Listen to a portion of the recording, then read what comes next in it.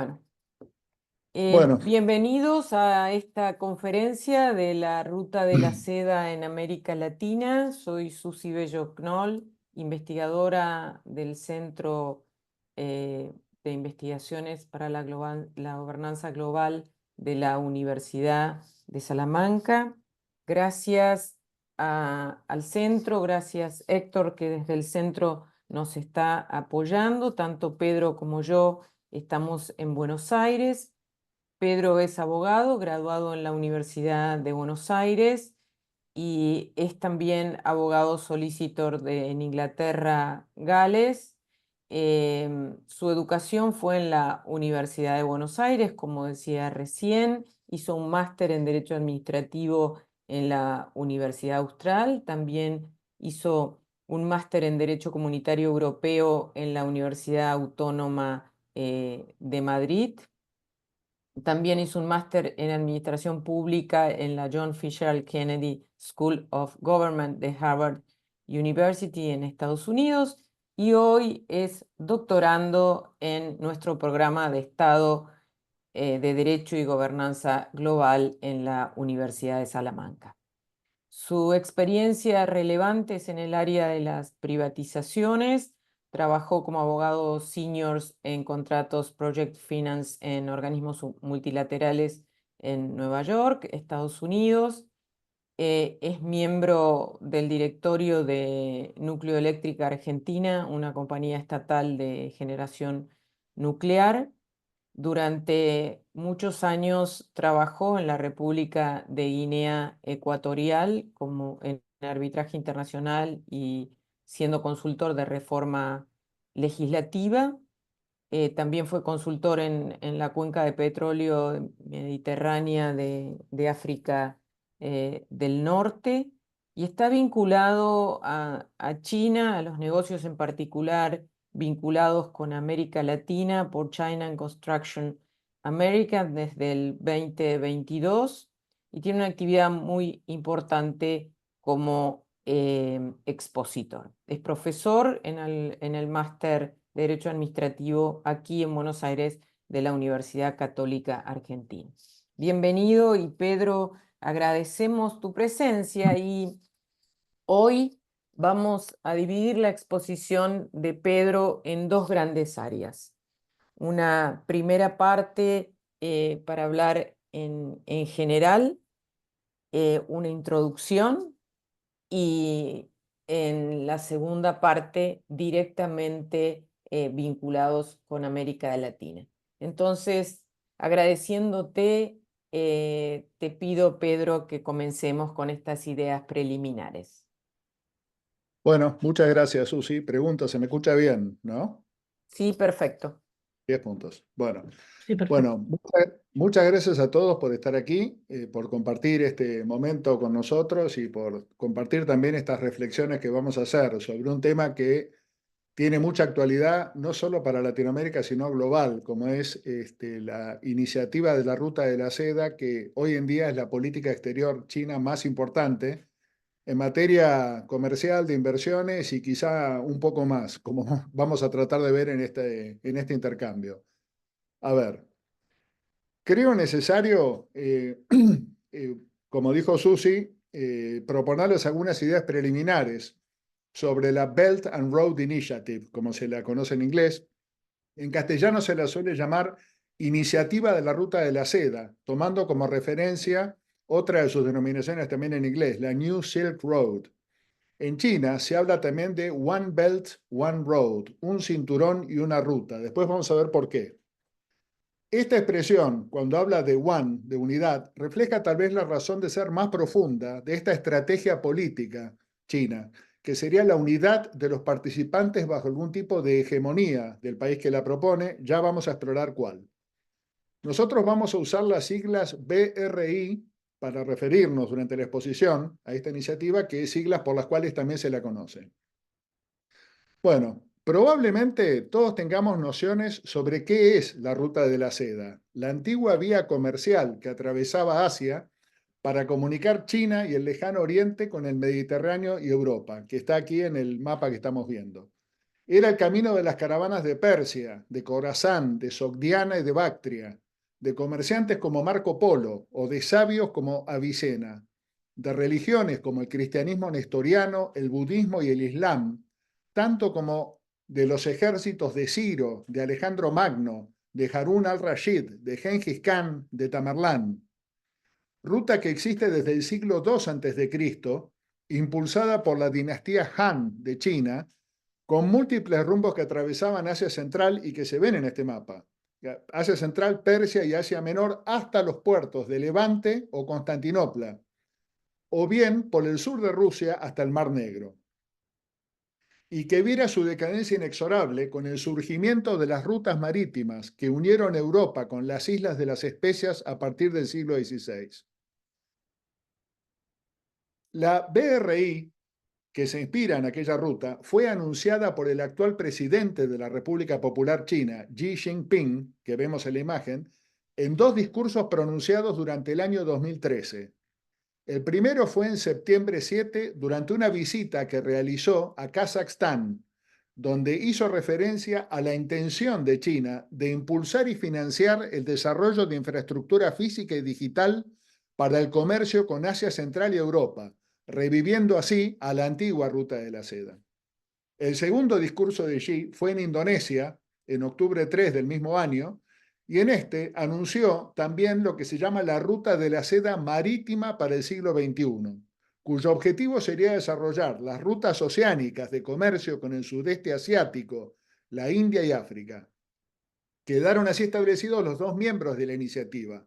Y acá vuelvo a uno de los nombres que mencioné antes. El cinturón, Belt, se refiere al espacio físico de los países de Asia Central que rodean a China. Y la ruta, Road, que se vincula con su extensión marítima propuesta en este segundo discurso. A primera vista podemos preguntarnos qué tiene de innovadora la BRI respecto de la política comercial que China venía desarrollando desde la apertura económica que comenzara con el gobierno de Deng Xiaoping en 1978. Adelanto que la BRI se presenta como un proyecto geopolítico mucho más abarcador que una específica estrategia de comercio o de inversión internacional. Tanto las autoridades chinas como los doctrinarios, principalmente de ese país, que han considerado nuestro tema, se refieren a la BRI como un proyecto alternativo a la globalización mundial que hoy lidera Estados Unidos.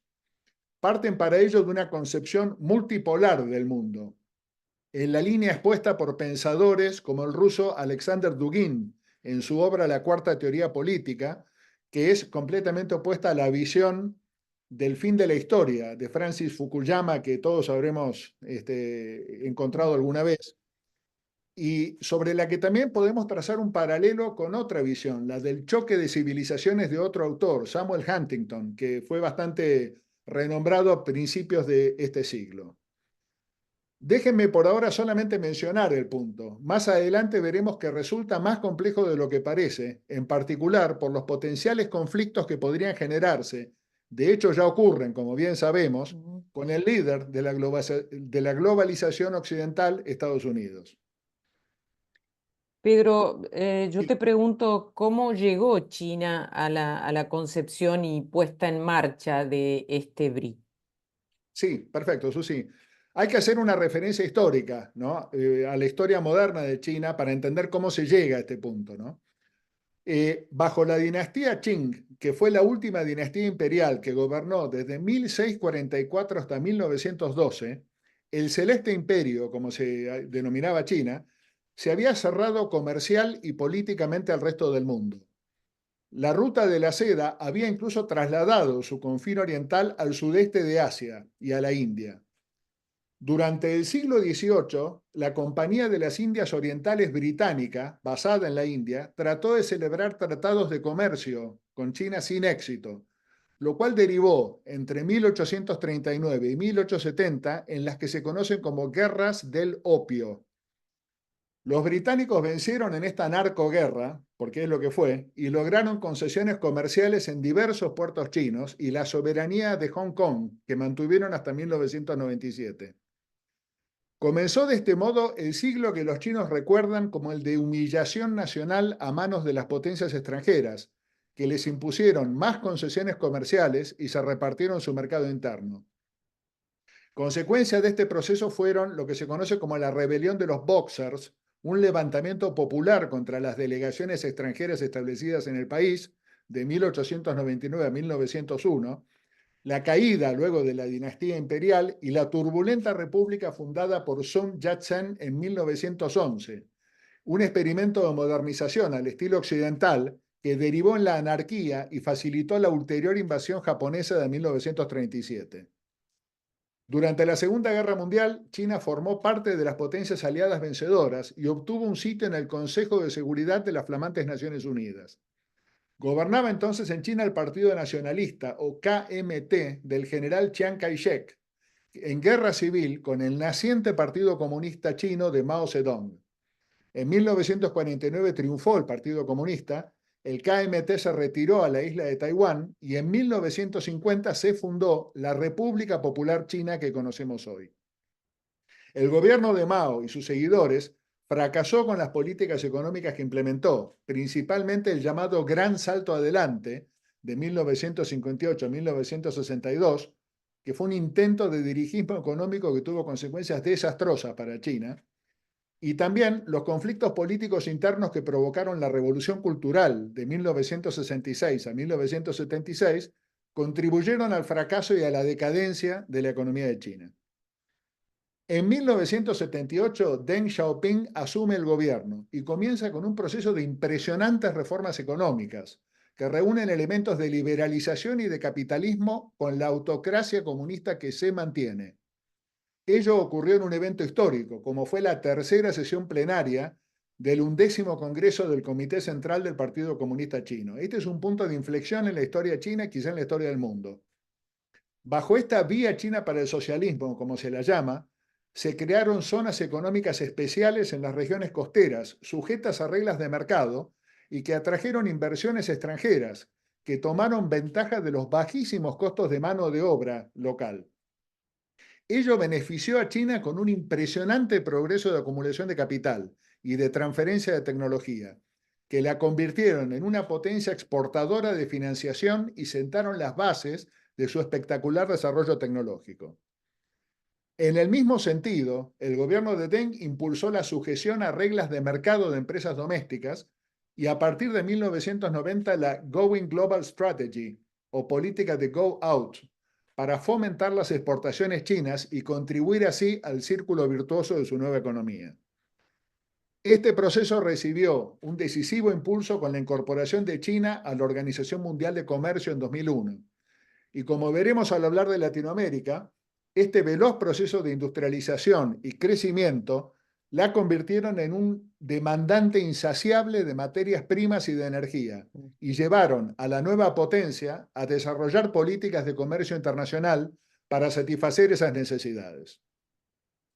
Es en En este este, contexto que... Sí, perdón. te iba a decir que aquí entiendo, aparecen de alguna manera las BRI y qué agrega a esta política comercial y económica de China que se está llevando adelante desde Deng, qué cambia o cuál es lo que impulsa de alguna manera el nacimiento de la BRI. Sí, perfecto, Susi. Es exactamente, es el punto clave, digamos, que tenemos que ver. A ver, ya dije que la BRI se entiende a sí misma como un proyecto de globalización alternativo al que lidera Estados Unidos. También referí que su fundamento es una concepción multipolar del mundo, que al menos así se declama, y esto es un punto sobre el que después vamos a volver. Según esta concepción, China debería tener su propia esfera de influencia que no formaría parte del orden mundial de la posguerra, reafirmado con el final de la Guerra Fría, y que, como todos sabemos, se estructura en torno a los acuerdos de Bretton Woods, al Banco Mundial, al Fondo Monetario Internacional, al dólar americano como moneda de respaldo global, y a la ideología neoliberal y a la hegemonía comercial, política y militar de Estados Unidos. Este concepto de multipolaridad que se le contrapone puede considerarse como la base filosófico-política de la BRI. Sería también consistente con una noción histórica de China, que es la del reino del medio, que era todo el periodo larguísimo en la historia, cuando la China imperial era el centro de una reunión de países de menor civilización que rendían tributo a su poderío, en cumplimiento del ideal confuciano de todos bajo el cielo. Este sería un primer nivel del ABRI, ¿no? La multipolaridad, el proyecto de globalización alternativo. En un segundo nivel, la BRI reúne diversas políticas de inversión en el extranjero, principalmente en obras de infraestructura y de financiación. La infraestructura puede ser física, carreteras, trenes de alta velocidad, puertos, aeropuertos o digital.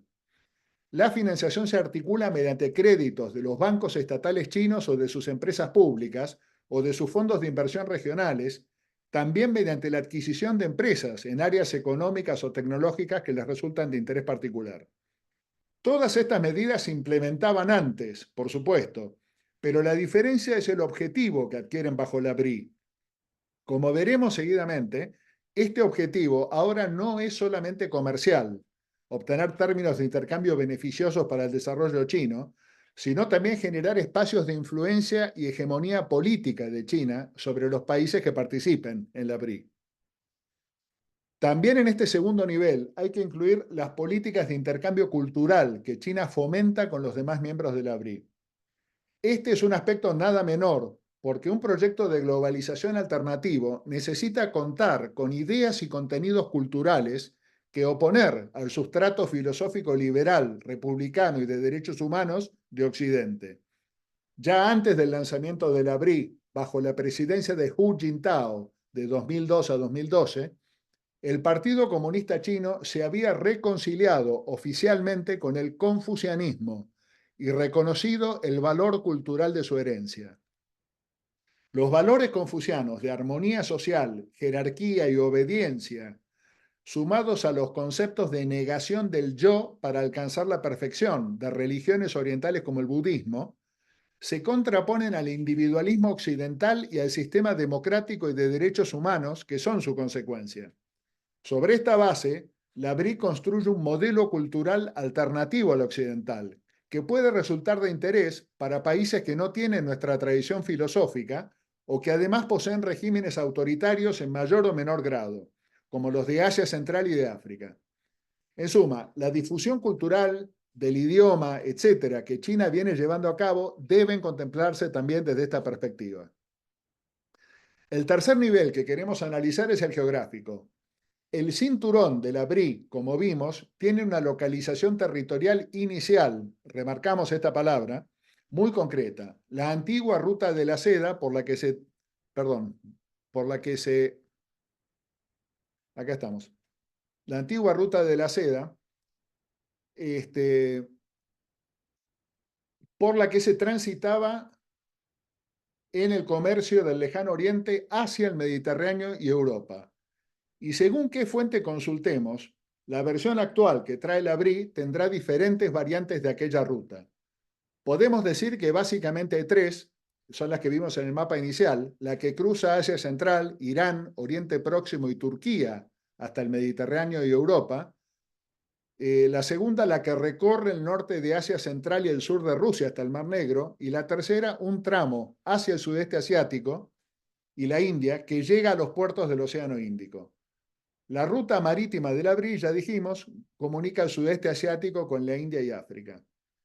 Esta distribución geográfica coincide con la famosa teoría geopolítica de Halford John Mackinder, geógrafo inglés de principios del siglo XIX, que planteó la existencia del pivote de la civilización mundial en el corredor de Asia Central que une a esta con Europa y por el cual han transitado el comercio, las migraciones y los ejércitos desde tiempos inmemoriales. Es el mapa que tenemos aquí puesto en pantalla. Mackinder sostuvo además la existencia de dos medialunas o crescents en inglés, una continental, que es el referido corredor asiático-europeo donde se constituyera la ruta de la seda, y otra marítima que vinculaba al mar del sur de China con el Océano Índico y el Atlántico. Esto se ve bien en el mapa. En distintas épocas históricas, según este autor, los intercambios de población y de comercio ocurrieron principalmente a través de una o de otra de estas medialunas y el control de la misma convertía a la respectiva civilización en una potencia mundial. Fue el caso de los sucesivos imperios persas en todas sus variantes, el macedonio, el árabe, el mongol y el tártaro, hasta que en el siglo XVI los desarrollos náuticos y la exploración de los portugueses, la España de Colón y el descubrimiento de América, recordemos que tenía vedada esta región por el Tratado de Tordesillas de 1494, la exploración de los portugueses, digo, convirtió a la medialuna marítima en más eficiente y menos costosa que la terrestre para el comercio, desplazando así a la ruta de la seda continental. Esta preeminencia de la medialuna marítima se mantuvo sucesivamente en manos de holandeses en el siglo XVII, de ingleses siglos XVIII y XIX, y actualmente está sujeta al poder naval americano, si bien con alcances que exceden lo puramente comercial. Ahora bien, los desarrollos tecnológicos y de infraestructura actuales, que incluyen trenes de alta velocidad, carreteras de diseño y construcción muy sofisticados, financiamiento y tecnología digital, pueden hacer que la medialuna terrestre vuelva a superar a la marítima para la circulación de personas, pacífico militar, y para el comercio. Desde esta perspectiva, el desarrollo tecnológico y financiero de China le permitirían lograr que la medialuna continental vuelva a adquirir la primacía comercial y política por sobre la marítima. Para ello necesita consolidar su hegemonía sobre los países de Asia Central. Claramente China se encuentra lanzada a este objetivo mediante el impulso que brinda a las políticas ya referidas de desarrollo de infraestructura, financiamiento y cultural en los países del referido cinturón. Lo que importa tener presente ahora es que el desarrollo de la BRI continental del cinturón puede revertir el proceso histórico iniciado por los portugueses en el siglo XVI y devolver a la antigua ruta de la seda su preeminencia histórica como corredor geográfico, comercial, migratorio e incluso militar entre Oriente y Occidente, entre Asia y Europa, ahora bajo la hegemonía de China.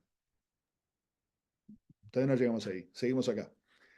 En cuanto a la ruta marítima, más allá del objetivo claramente enunciado por el presidente Xi en su discurso de Indonesia en octubre de 2013, los autores que han analizado este aspecto, tanto occidentales como chinos, acá no hay diferencias, conceden que la supremacía naval de Estados Unidos y sus aliados en el Pacífico Sur y en el Océano Índico no podrá ser superada por China a mediano plazo.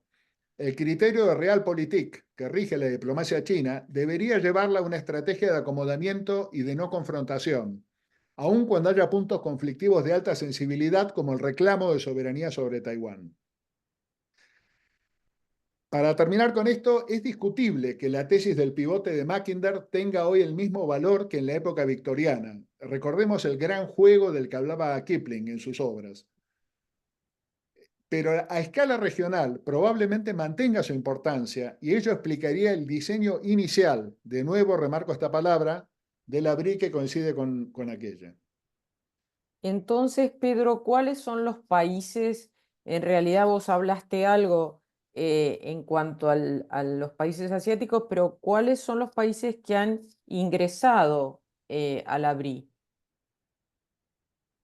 Sorprendentemente, bueno, no hay información precisa al respecto. China es muy oscura en esto, ¿no?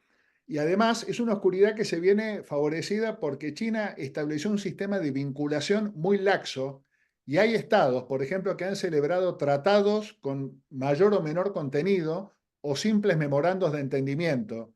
Y también hay diversas organizaciones internacionales y multilaterales que suscribieron estos acuerdos. O sea, la respuesta es no hay un número exacto de estados y sí, y aun si lo hubiera, los distintos niveles de vinculación no permitirían tener como una estructura homogénea, ¿no? ¿De qué significa esta relación? En la imagen que mostramos acá puede verse un mapa elaborado por el Council of Foreign Relations que muestra cuáles son los estados vinculados de una forma u otra a la BRI. La imagen sorprende cuando advertimos que además de los países del sudeste asiático y de Asia Central, el cinturón y la ruta, propiamente dichos, hay una notoria presencia de la BRI en Europa Oriental, en África y algo menor en Latinoamérica, sobre la cual volveremos luego.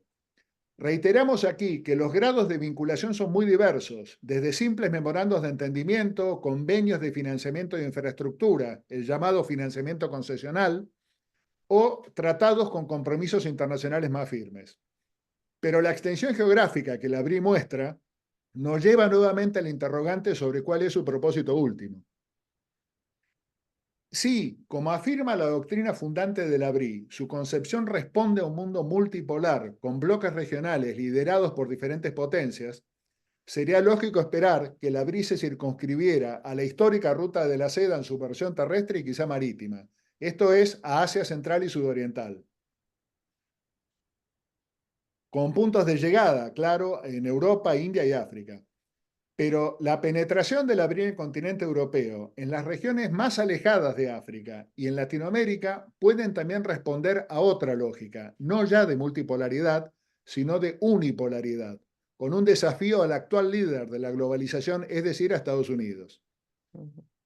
Volveremos sobre este tema al analizar a continuación el caso concreto de Latinoamérica, pero acá vamos a decir que al tratarse, como sabemos, de los dos países más relevantes del mundo, Estados Unidos es la primera potencia militar y actualmente la segunda económica. China lo desplazó, hoy es la economía más grande y es un actor militar muy relevante, si bien todavía está superado, por ejemplo, por Rusia. Bueno, es probable que esta relación entre Estados Unidos y China termine presa de lo que se conoce en historia como la trampa de Tucídides. Esta es la tesis del gran historiador de la Grecia clásica, que en su obra sobre las guerras del Peloponeso explicó que el conflicto entre Atenas y Esparta era inevitable porque es algo que ocurre inexorablemente cuando hay una potencia hegemónica y otra en ascenso. Desde esta perspectiva, la penetración de la BRI en zonas geográficas muy alejadas de China cobra sentido como parte de una estrategia de largo alcance destinada a ocupar un espacio hegemónico mundial que aún poseen los Estados Unidos. A la par, claro que se aseguran en el camino ventajas comerciales para favorecer el incesante desarrollo chino. Es imposible no recordar aquí el pensamiento que se atribuye al propio Deng Xiaoping. En chino sería Tao Guan Yanhui, y traducido es esconder nuestras capacidades y ganar tiempo.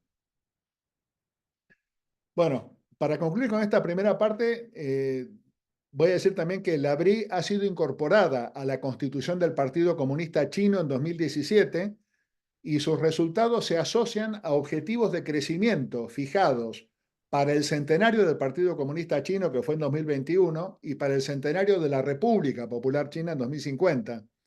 El primer objetivo fue la eliminación de la pobreza extrema, logro que fue reconocido por el Banco Mundial, y el segundo objetivo para 2050 es la obtención de niveles de vida propios de los estados desarrollados. Así que, bueno, objetivos muy ambiciosos, Bueno, a ver si se logran. Sí, muy, muy clara esta primera parte. Creo que todos estamos inmersos en lo que significa la ruta de la seda, Bri, como acabas de decir, y entramos entonces en esta segunda parte que tiene su foco principal en América Latina y qué ha ocurrido de alguna manera con la Bri en América Latina y por otra parte, qué se puede esperar respecto a esto en nuestra región. perfecto. Gracias, Susi. Bueno, para entender el impacto del abril en Latinoamérica, necesitamos otra veloz incursión histórica acerca de las relaciones de China con los subcontinentes americanos. Estas relaciones son más antiguas de lo que se cree.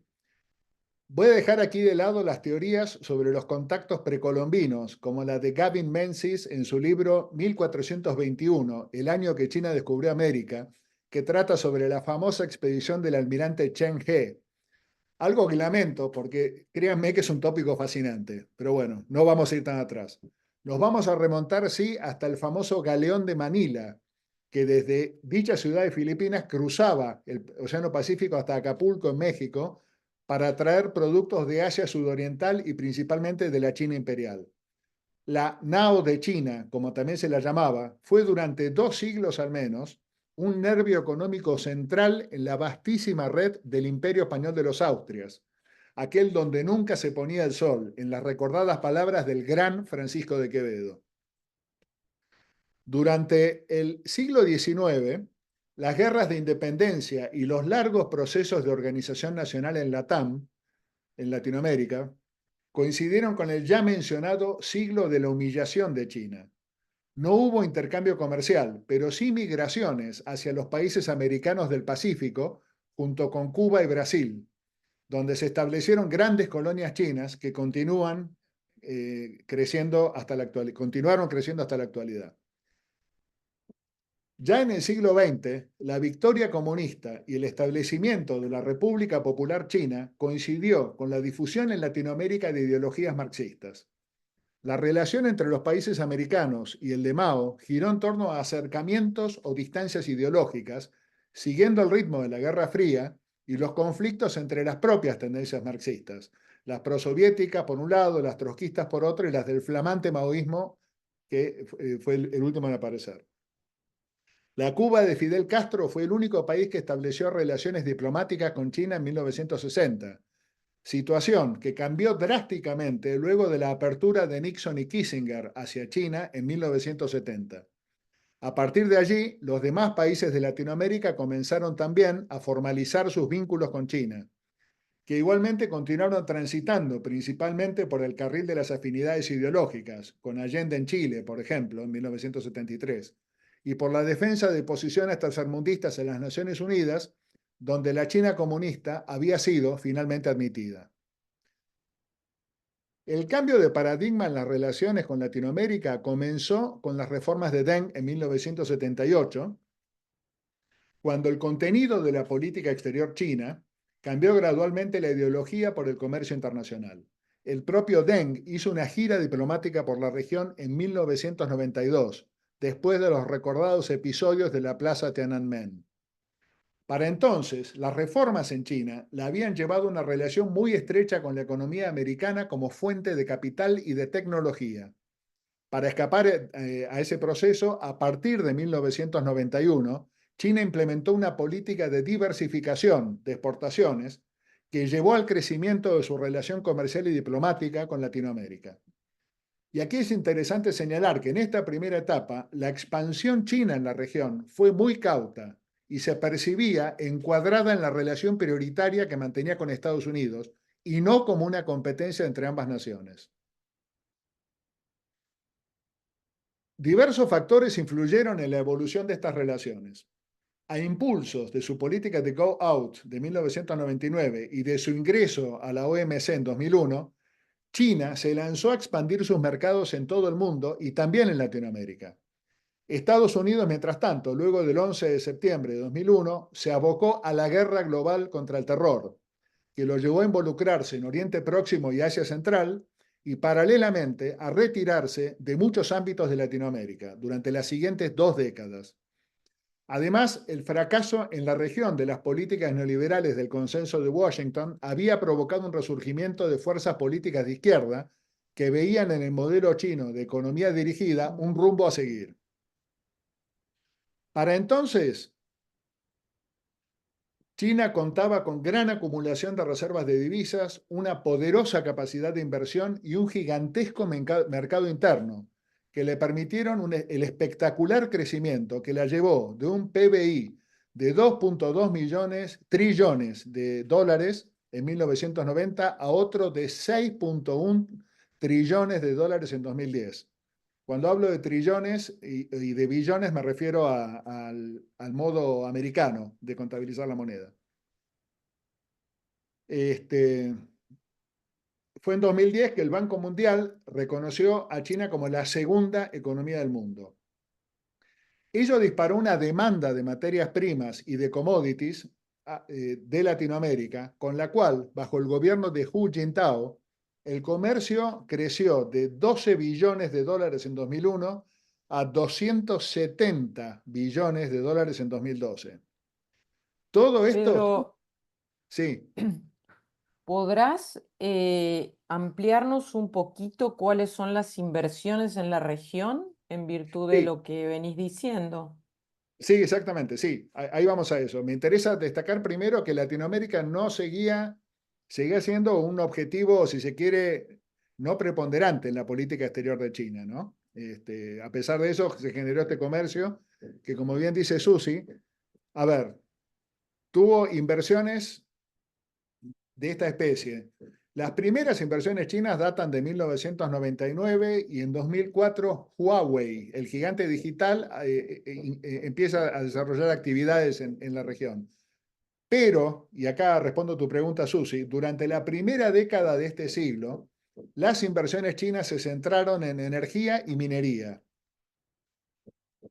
También creció, mientras tanto, el rol de China como prestamista de Estado a Estado en un periodo que va desde 2005 hasta 2019, para darnos una idea de la importancia de este rol, los préstamos chinos llegaron a superar a los préstamos combinados del Banco Interamericano de Desarrollo, la Corporación Andina de Fomento y el Banco Mundial. Todos juntos, China lo superó.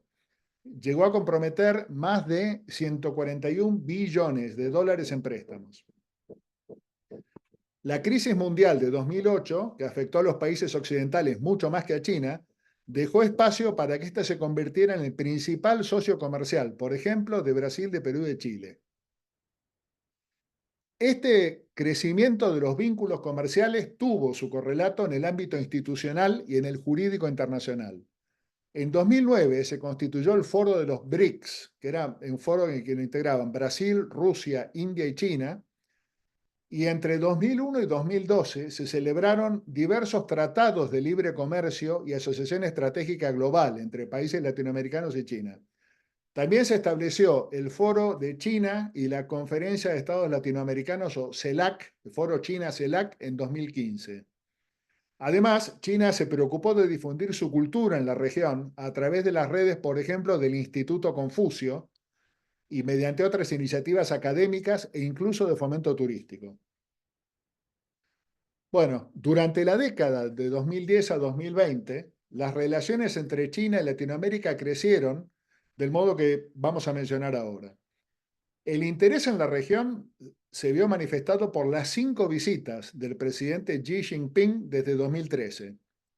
El gobierno chino emitió 2 policy papers respecto de Latinoamérica en 2008 y en 2016, y junto con múltiples declaraciones de objetivos de cooperación y de desarrollo conjunto, se reafirmó una estructura de cooperación llamada 1+3+6, nombre que puso el presidente Xi en su visita a Brasil en 2014.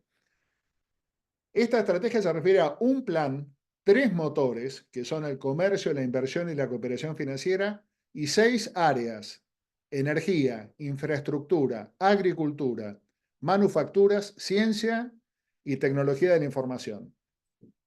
También, entre 2014 y 2015, China constituyó 3 fondos de inversión en infraestructura para que actuaran en la región, con un capital de alrededor de 45 billones de dólares entre los 3. Esta historia de inversiones y asociaciones que abrieron el camino para la BRI no estuvo sin dificultades, debidas a la inestabilidad institucional y los permanentes cambios políticos de los países latinoamericanos.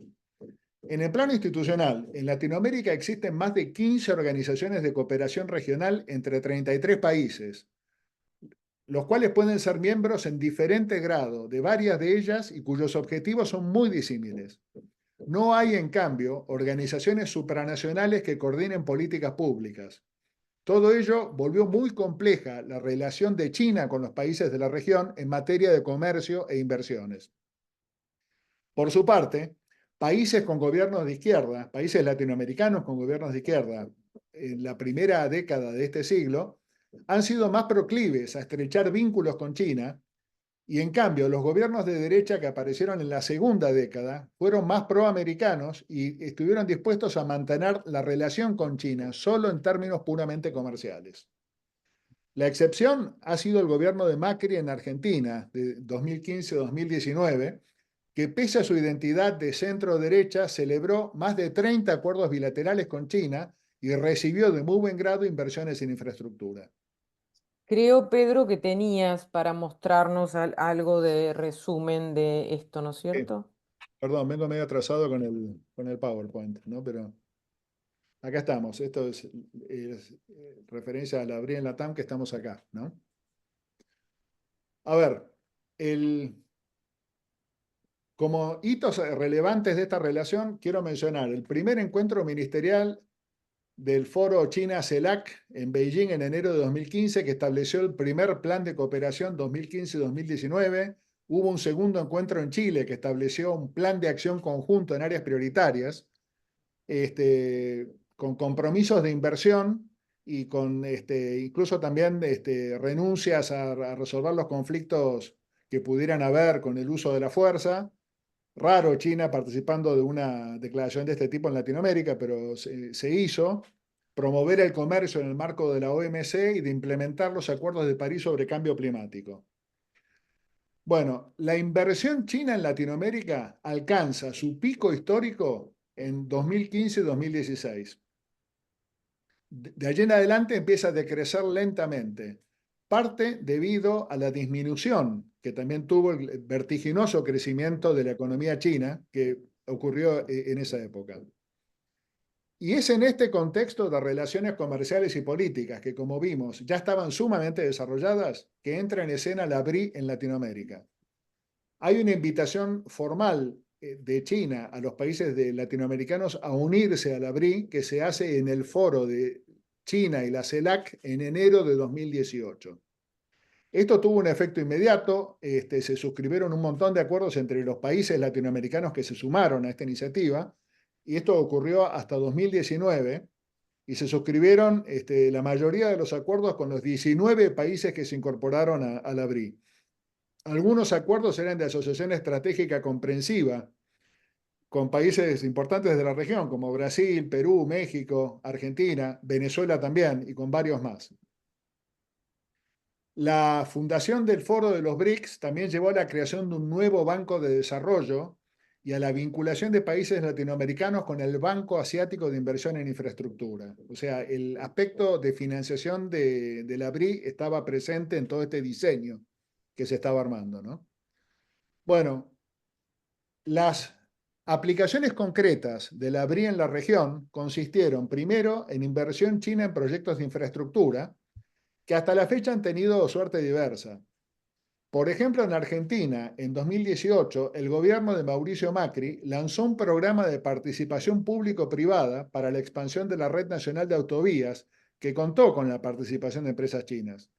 El posterior gobierno de Alberto Fernández, de signo político contrario, rescindió estos contratos y eliminó el modelo de participación pública-privada, lo cual selló la suerte de la inversión china en infraestructura vial en el país. Otra área de las inversiones bajo la BRI es la de energías renovables. Desde 2015, empresas chinas de energía solar e hidroeléctrica tenían ya relevante presencia en Latinoamérica. Como ejemplo, la compañía Gesouba está llevando a cabo la construcción de represas hidroeléctricas en la Patagonia Argentina, que es el proyecto de esta especie más grande fuera del territorio chino. También en Brasil se estableció en 2016 la empresa BID, de vehículos eléctricos, que hasta la fecha expandió notablemente sus plantas industriales y sus líneas de productos con miras a exportar al resto de la región. La pandemia del COVID-19 tuvo varias consecuencias para la relación, que se sumaron a las de la ralentización del crecimiento económico chino durante la década 2010-2020. El comercio continuó con intensidad igualmente y en 3 años alcanzó más de 300 billones de dólares. Hay que recordar acá, perdón.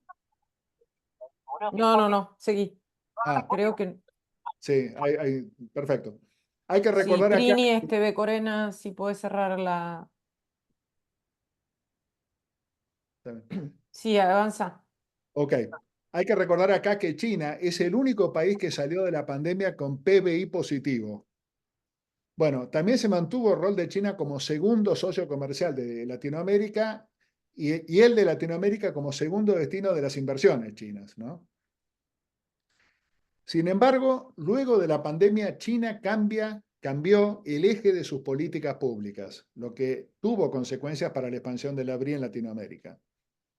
El primer cambio ocurre en el 14º plan quinquenal de 2021 a 2025, en el cual China confiere gran prioridad al consumo doméstico, al desarrollo tecnológico y a la autosuficiencia. Esto es, China pone nuevo Interesante. foco en su mercado interno. La segunda es la política de circulación dual que se anunció en 2020 para estimular la productividad doméstica con el objetivo llamado Made in China 2025, 2025, a fin de impulsar aún más el desarrollo de tecnologías de avanzada. Esto probablemente traiga una disminución en nuevas inversiones en el exterior y por ende en Latinoamérica, al enfocarse, como dije, en su mercado interno. Y hará que la relación comercial con Latinoamérica vuelva a ser principalmente de exportación de productos agrícolas y commodities, que ya venía cayendo entre un 1 y un 2% anual promedio a partir de 2013. Los préstamos soberanos de China también disminuyeron desde 29 billones de dólares en 2015 a 9 billones en 2017. Lo que también cambió fue la posición de Estados Unidos, tanto bajo la administración de Barack Obama como mucho más todavía durante la de Donald Trump. Tengamos presente que América ya veía en China un competidor global y también en la región, en particular desde la asunción de Xi Jinping en 2012. Estados Unidos ha expuesto su posición política respecto del avance de China en Latinoamérica en el documento de Estrategia de Seguridad Nacional de 2017, que está basado en el America First de la administración Trump. Según este documento, Estados Unidos quiere adquirir supremacía militar, liderazgo global en innovación tecnológica, supremacía energética y realizar una ofensiva diplomática en los foros internacionales contra China y Rusia. Adquirir o mantener, ¿no? Porque muchas de estas políticas ya Estados Unidos las tiene consolidadas. Esta línea política fue atemperada en la guía para la estrategia de seguridad nacional del gobierno de Joe Biden, pero ambos gobiernos expresan la preocupación por la influencia china en Latinoamérica. Sin embargo, también confieren prioridad a los intereses americanos en Europa y en Asia. No obstante, el Comando Sur del Ejército Americano declaró en 2021 su preocupación por el crecimiento de actividades chinas de logística en la región que podrían servir también para su proyección militar. Pero hay consenso entre los autores y los analistas que la amenaza china a los intereses americanos no persigue, por lo menos en el mediano plazo, la confrontación armada. China, por su parte, tuvo su declaración de estrategia militar en 2015 y el objetivo que establece es contar con un poder bélico de disuasión y no de ofensiva. También declara que buscará asegurar sus intereses en Taiwán y en el mar de la China sudoriental. Pero nuevamente hay consenso en que China no puede desafiar el poder naval americano en la región, y no hay en este documento una mención concreta a Latinoamérica, pero sí se declara que para las políticas de desarrollo económico, China buscará asegurar el suministro de alimentos, energía y materias primas, lo cual permite inferir que el interés en la región, en Latinoamérica, se mantendrá o se centrará precisamente en estos temas. De todos modos, no hay que perder de vista que Estados Unidos sigue siendo el principal socio comercial de Latinoamérica, con un tercio de las exportaciones de la región, 11 acuerdos de libre comercio, 8 tratados de protección recíproca de inversiones y muy estrechos lazos militares con las Fuerzas Armadas de la región. En suma, la relación comercial de China con Latinoamérica parece estar volviendo a su estructura inicial, de contar con la región como proveedora de materias primas para su expansión industrial y tecnológica. Si la BRICS se entiende solamente como un marco para inversiones en infraestructura, entonces estaríamos asistiendo a su decrecimiento, si no a su conclusión en la región, ¿no? Pero si se la toma como una estrategia de mayor alcance, tal vez la respuesta sea otra. Eso es lo que propongo que veamos para concluir. Bueno, vamos a las conclusiones. A ver si las comparten conmigo. Bueno, como vimos, el foco Creo que eurasiático. tenías un power Sí, también, perdón, exacto, acá estamos. Sí, esto es, en las primeras. claro. No, acá, perfecto. Como vimos, El foco euroasiático original de la BRI, ideada sobre el trazo de la antigua ruta de la seda, se expandió hasta incluir regiones mucho más distantes como Europa Oriental, África y Latinoamérica. Durante ese tiempo, las circunstancias domésticas que hacían a China muy competitiva en la economía internacional han ido cambiando. Las reformas de Deng impulsaron el desarrollo industrial, tomando ventaja sobre todo de sus muy bajos costos laborales. China llegó así a ser el primer fabricante del mundo en 2010.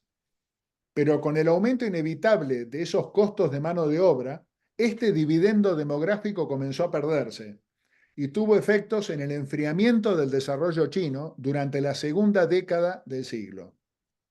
Las políticas de ciclo dual y de Made in China que mencionamos apuntan a estimular de nuevo el crecimiento, apalancándose en su gigantesco mercado interno, que hoy cuenta con mayor capacidad de consumo, y también en las nuevas tecnologías. Los objetivos de la BRI también evolucionan como respuesta a los cambios de circunstancias.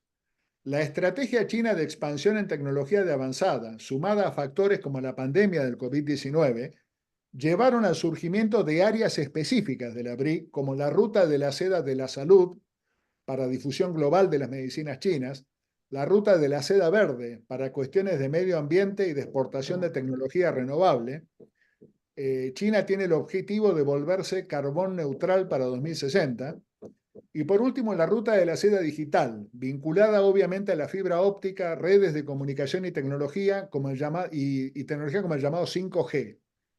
Es en esta última área donde se han generado una clara rivalidad con Estados Unidos en Latinoamérica, cuyas consecuencias para los proyectos de expansión digital que existen en la región está aún por verse. Bueno, ¿qué efectos puede tener toda esta evolución de la BRI para Latinoamérica? Si la relación con China volviera a centrarse en la exportación de materias primas, se producirá en algún momento el fenómeno conocido como términos de intercambio declinantes, según el cual el precio de las exportaciones... Pedro, te pido que pases Perdón, la ahí estoy. diapositiva. Muchas gracias, Susi.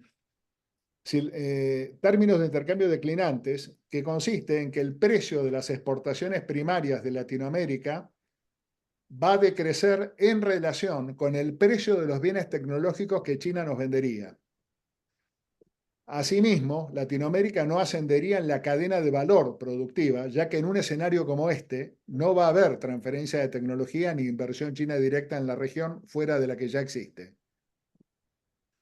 El segundo problema que se presentaría se vincula con las inversiones en infraestructura. Podemos asumir que China efectúa estas inversiones con miras a favorecer la exportación hacia su territorio de las materias primas que necesita. Esto no es nuevo y ocurrió, por ejemplo, con las inversiones del Imperio Británico en Argentina en el siglo XIX en ferrocarriles y puertos. En la actualidad, estas inversiones en infraestructura serían más eficientes si Latinoamérica tuviera estructuras de integración económica regional al estilo de la Unión Europea, de las cuales carece y que le ayudarían a coordinar estas políticas de infraestructura para que fueran provechosas. Sin embargo, esta integración es difícil que ocurra, según los corolarios del pensamiento de economistas como Osvaldo Zunkel y Raúl Prebisch, debido a la existencia de sectores monopólicos y protegidos a escala nacional que son un legado del fallido proceso de sustitución de importaciones de gran parte del siglo XX. Una tercera dificultad estaría dada por los efectos del flujo de capitales chinos a la región como pago de la exportación de materias primas. Acá me refiero a lo que en economía se conoce como enfermedad holandesa, que es un fenómeno que aqueja a países no desarrollados con economías extractivas de recursos naturales.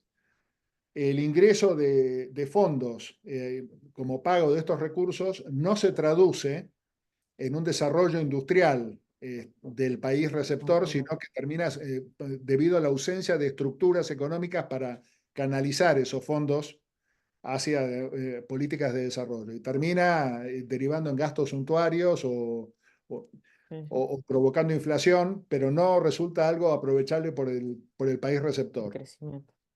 En algunos países de Latinoamérica, de Argentina es el caso que más conozco, la suba del precio internacional de la soja y las monumentales compras chinas durante 2003 a 2010 generaron una gran recaudación de tributos a la exportación, que se emplearon para sobredimensionar el aparato estatal.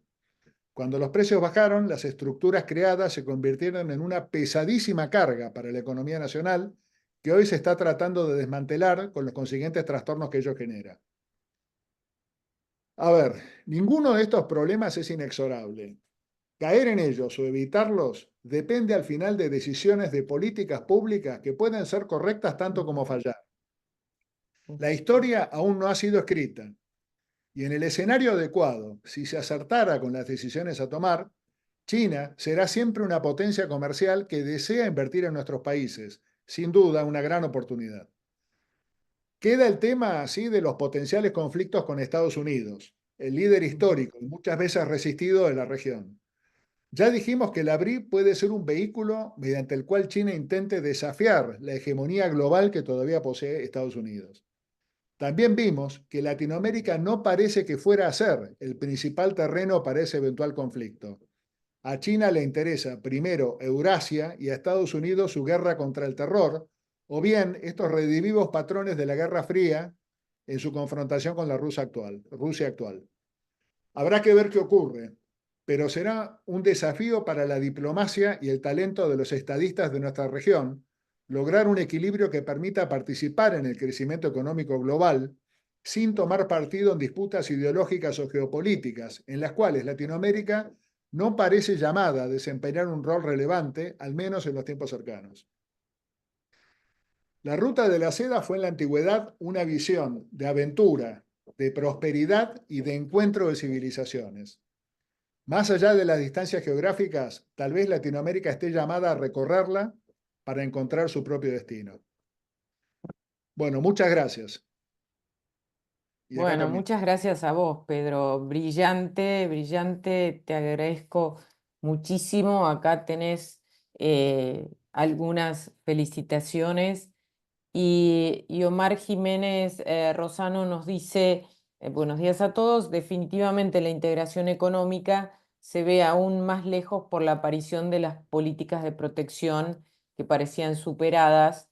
Sin embargo, estamos viendo su resurgimiento. Valeria Jean-Pluc te dice que es impecable la presentación. Efectivamente, conforme a lo que has dicho, Omar reafirma esto. No sé si hay alguna pregunta. Me voy a fijar ahora en el privado si hay alguna pregunta. Clarísima tu exposición. Pedro, muchísimas gracias. Bueno, yo les agradezco Y a todos por la atención, ¿no? Perdón, Susi, te interrumpí, discúlpame. acá me pregunta Valeria Jansuk si se sabe algo sobre las inversiones chinas en inteligencia artificial. Eh, a ver, no, digamos, hasta donde yo sé, no como un tópico relevante. Sí, digamos, entiendo que esos son los desarrollos tecnológicos que China va a tratar de llevar a cabo internamente, ¿no? Porque ahí tiene una competencia a escala mundial, precisamente con Estados Unidos, que quiere mantener la primacía, ¿no? Entiendo que puede haber algunas inversiones puntuales en algunos proyectos, digamos, que ya estaban en marcha desde por ahí desde antes de la pandemia, pero no lamentablemente como un fenómeno que nos permita a nosotros crecer en la cadena de valor, como dije antes, lamentablemente. Creo que queda claro con lo que planteaste antes que la inversión interna en el tema de inteligencia artificial, independientemente de como también vos dijiste, no se conocen suficientemente los datos, debe estar siendo relevante, ¿no? Y creo que en esta contestación que hacía esa Valeria tiene que ver con el vínculo con América Latina. Acá Marina te dice que fue una magnífica presentación, te Bueno, muchas agradece gracias. el tiempo dedicado. Casio desde Madrid también te felicita. Muchísimas Y gracias. María Laura Velasco pregunta, ¿qué pasará con los puertos? ¿Cuál es la experiencia de Perú con el puerto de Paita? Bueno, precisamente allí, eso es uno de los puntos que han generado este resquemor de Estados Unidos sobre logística, ¿no? China tiene presencia en el puerto de Paita, tiene presencia también en los puertos digamos, que están en Panamá, los puertos linderos al canal. Eh, por ahora se trata de operaciones puramente portuarias, comerciales, pero bueno, la experiencia ha sido, digamos, de un aporte tecnológico muy importante y de un aporte de gestión también muy relevante de parte, digamos, de los administradores chinos que están a cargo. Y esto entra dentro precisamente de este objetivo. Todo lo que sea puertos y vías de transporte son objetivos prioritarios para un país que quiere comprar materias primas, ¿no? Esto le va a bajar los costos, digamos, de la exportación de materias primas y le va a permitir disponer con mayor facilidad, ¿no? Y Y como consolidar la decíamos, ruta, ¿no? Consolidar exactamente, la ruta, como consolidar planteamos. la ruta de Acá la seda.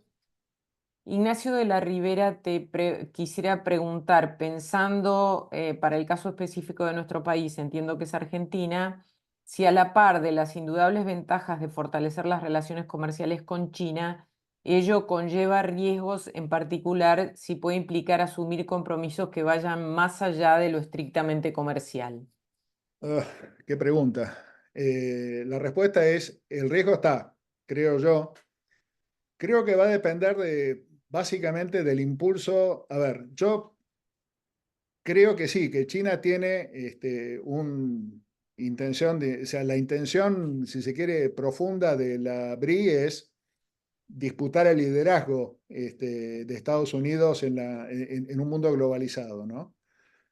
Claramente hay un montón de cosas que están pasando que sugiere eso.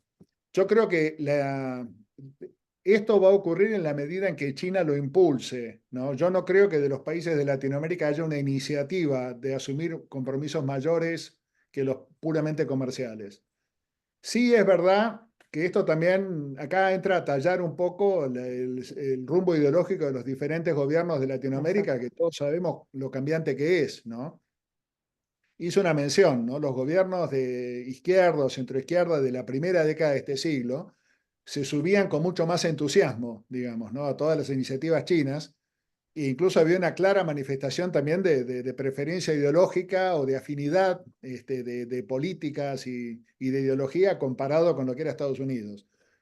Todos estamos viendo lo que pasa ahora en la segunda década, digamos, sobre todo con Bolsonaro en Brasil y ahora también en Argentina, con gobiernos que tienen otro signo ideológico y que, bueno, que a veces se han metido en problemas a la hora de definir cuál va a ser la relación con China, ¿no? Porque es un socio comercial que nadie se quiere perder, pero a la vez tampoco quieren desmarcarse de lo que es la Más relación allá. tradicional con Estados Unidos, ¿no?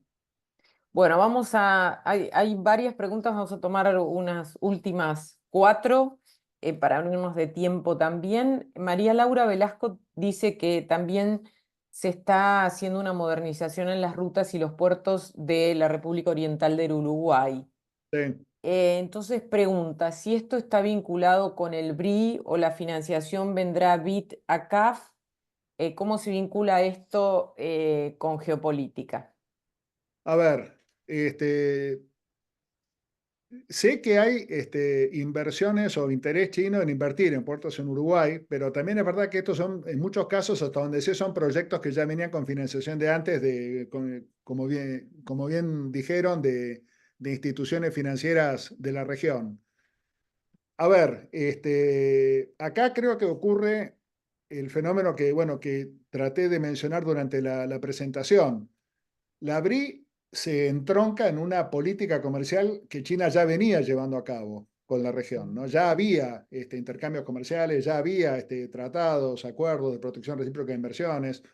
La BRI a lo sumo se suma encima de todo esto para tratar de darle esta orientación, si se quiere, más de política y de geopolítica, ¿no? Que tiene. Yo entiendo que en un escenario en que la BRI se retire de Latinoamérica por este nuevo foco de China en el mercado interno, estos proyectos de inversión que ya están comprometidos van a seguir adelante, ¿no? Es un poco lo que pasa con las represas en la Patagonia Argentina, que es una obra que ha tenido Ujú, mil conflictos por política ujú. interna, que es muy largo hablar acá, pero que es un proyecto en el que China sigue interesado en hacerlo y de hecho hubo contactos con el gobierno de Milei para destrabarlo y llevarlo adelante. Yo calculo que en Uruguay va a pasar lo mismo. Lo que está comprometido se va a hacer, se expanda o se contraiga la brie en Latinoamérica, digamos. Iván Bolé nos manda, yo creo que más que una pregunta, un comentario, que algo te has referido a eso. El multilateralismo propone la coexistencia de bloques y aparece como un argumento contrario a la era del liderazgo imperio americano en el formato de globalización mundial. Sin embargo, todos entendemos que China persigue en paralelo un liderazgo que la podría llevar en un futuro eventual a reemplazar a los Estados Unidos. Sí, hay una pregunta. ¿Hay alguna reflexión acerca de cómo se piensa China como líder mundial? Ser líder conlleva responsabilidades, en cambio, proponer ser oposición es mucho más simple. Parece difícil imaginar un liderazgo de China bajo sus valores totalitarios. Si Es querés una hacer un muy, comentario y vamos a dos preguntas más para cerrar. perfecto. Es una muy buena pregunta y tiene una respuesta muy larga, voy a tratar de hacerla breve. A ver, China históricamente, yo lo mencioné esto, siempre tuvo, cuando era un gran imperio, se consideraba el reino del medio, ¿no? El Middle Kingdom, rodeado por un montón de estados por ahí de menor grado de civilización que no estaban conquistados, que no estaban ocupados por China, pero que eran de alguna manera tributarios, si se quiere, como civilizaciones, eran tributarios de la civilización china. Y China era una especie, digamos, de hermano mayor o de árbitro de todos estos. Una de las posibilidades es que China, con este rescate que ha hecho recientemente de su historia de valores de Confucio, que tengan en mente un modelo parecido, no un modelo, digamos así, de hegemonía de imperio mundial, sino un modelo, digamos, de civilización que sea referente de todas las otras y que sea obviamente la que resuelva las disputas y todo esto. Esa es una posibilidad.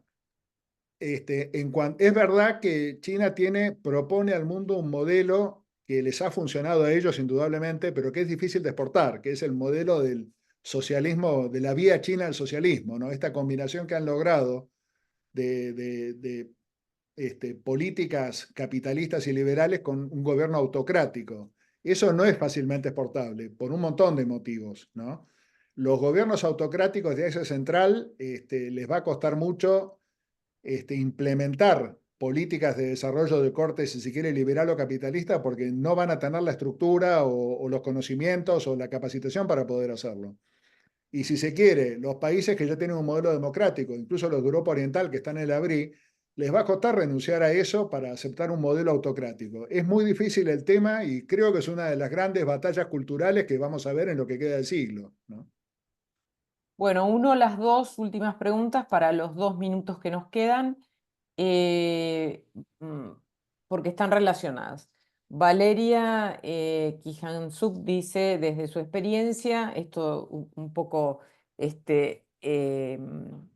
contestá si querés o no, ve que existe algún potencial de mejorar la relación chino-argentina con el gobierno argentino actual. Y Fernando Cintas dice, Pedro, ha sido muy comentado el cambio de posturas del presidente Milei con respecto a su relación con China. ¿Se sabe cuál es el motivo de ello y a qué se debe su próxima visita? Creo que ambas preguntas están Sí. relacionadas con la situación actual, digamos que en realidad tiene que ver con una eventual o con una cuestión circunstancial, pero bueno, contéstalo si deseas y ya con eso cerramos. Muy breve, simplemente para decir que creo que algo que pensamos todos, ¿no? Va a prevalecer la realidad económica en esto, ¿no? O sea, China es un socio muy importante para Latinoamérica, también para Argentina, y nadie se lo va a querer perder, ¿no?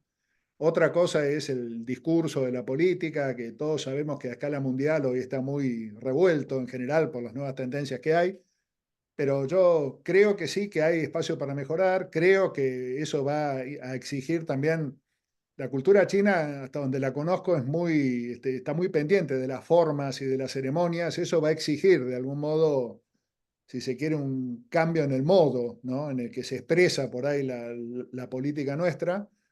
Pero yo creo que al final va a prevalecer la realidad económica no solo de China. Somos un socio menor para ellos, aunque les interesen las materias primas que vendemos, pero sí para nosotros, ¿no? Que es un inversor muy importante. Así que confío en que sí, que hay margen para mejorar y que eso va a ocurrir, antes o después. Bueno, Pedro, yo te agradezco muchísimo. Ha sido realmente, como te dicen aquí, una conferencia brillante. Me quedo con tus últimas palabras, que la ruta de la seda fue en la antigüedad una visión de aventura, de prosperidad y por sobre todo de unión o intercambio cultural en relación al encuentro de civilizaciones. Así que te deseo lo mejor para este trabajo que estás haciendo en orden a tu tesis doctoral, y desde el Centro de Investigaciones de Gobernanza Global te agradecemos muchísimo. Yo les agradezco Gracias a a todos. Susi, al centro, y muchas gracias a todos por su compañía y bueno, muchísimas gracias.